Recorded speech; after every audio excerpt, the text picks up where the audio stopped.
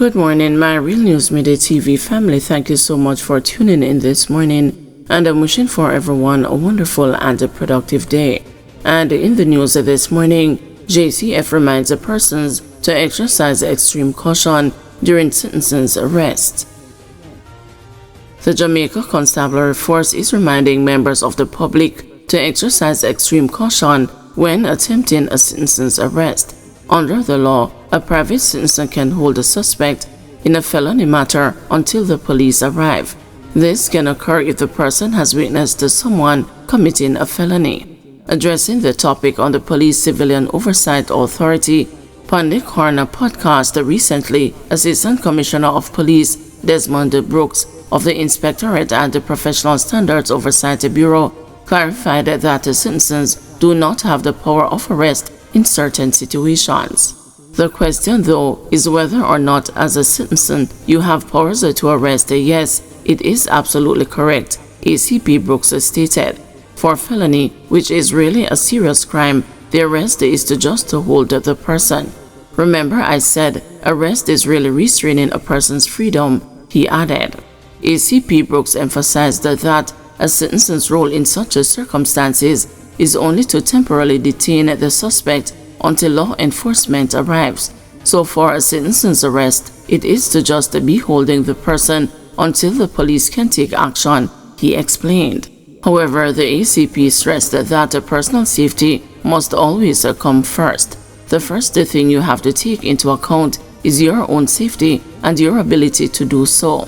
In other words, you should not risk your life because as a citizen, you have the powers of arrest, he noted.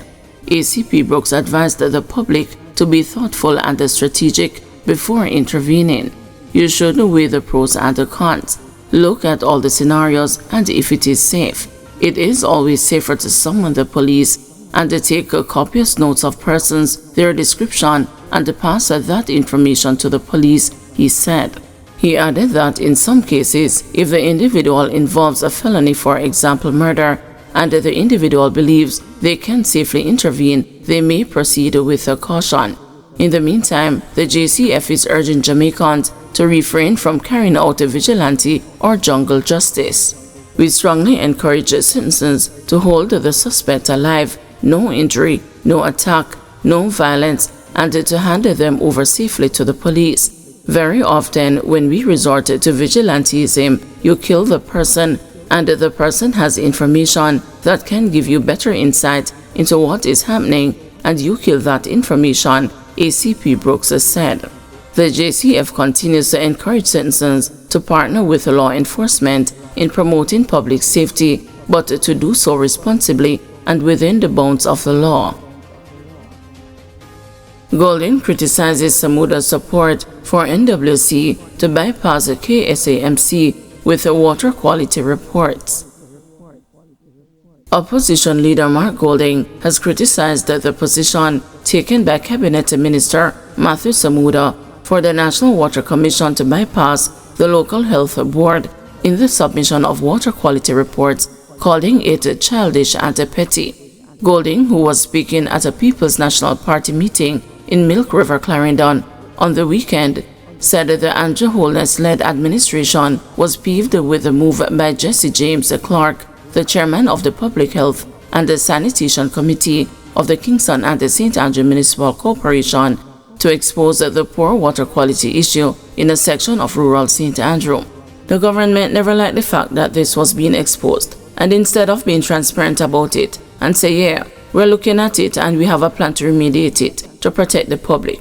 No, what have they done? The NWC said they're not going to attend the meetings anymore of the KSAMC, and then they had to adjust that position, and the most recent position I heard is, well, they will attend but they're not going to share the test results. They're going to publish it on a website, said Golding. Clark, a PNP counselor and a microbiology and a food quality lecturer, had raised the concerns in March about the safety of the water in Kingston and St. Andrew following an NWC report that was shared with the KSAMC. He said water samples returned a high number of positive results for fecal coliform, a type of bacteria that indicates that the water has been contaminated with feces, which could pose a serious public health concern. The opposition counsel for the Trafalgar Division said out of the number of samples that was tested, less than 5% of samples should be positive for fecal coliform. They're having like 27% positive. They know they're having issues, Clark had said. The disclosure caused the NWC to cease attending the committee meetings, and the state-run entity later informed the KSAMC in a letter in April that it would send reports to the Ministry of Health and Wellness instead of the local authority. Samuda, the minister responsible for water, supported the stance, noting that there was no legal basis for NWC representatives to attend the committee meetings. Further, he said the water quality reports would be shared via government websites. To me, that is childish and petty. That is not the way to run a country, said Goulding. He said that transparency requires sharing the information with the relevant body which has statutory responsibilities for the issue. And we have another issue, I believe, in Duns River, to do with water quality as well. This government wants to cover things up rather than deal with them frontally. You build confidence by being open and honest about things and adopting an approach that is pragmatic and sensible to resolve them. You don't build confidence pushing things under the carpet, said Goulding. Defense tells a jury accused the cops were thrown under the bus. Defense attorney Dalton Reed has suggested that the 3 cops on trial in connection with the fatal beating of Maria Dean while he was in police custody in 2014 have been thrown under the bus. The accused are Corporal Elaine Stewart along with District Constables Marlon Grant and Juliana Cleveland. They are all charged with manslaughter and misconduct in a public office. Reed, who is representing Cleveland, told the 7-member jury in the Westmoreland Circuit Court on Monday that while there was an inspector and a deputy superintendent of police with responsibility for the station at the time of the incident, only a corporal and 2 district constables have been hauled before the court. Now, Mr. Foreman and the members, only these people you know. And out of curiosity, I spoke to my client. Has anyone from the Police Federation come here? You notice every day you have Jamaicans for justice. Well, one of them from the Police Federation came for about 5 minutes and left. They threw them under the bus because if truth be told, and it was in some other country, DSB Kevin Francis shouldn't be given evidence. He is in charge of the cell.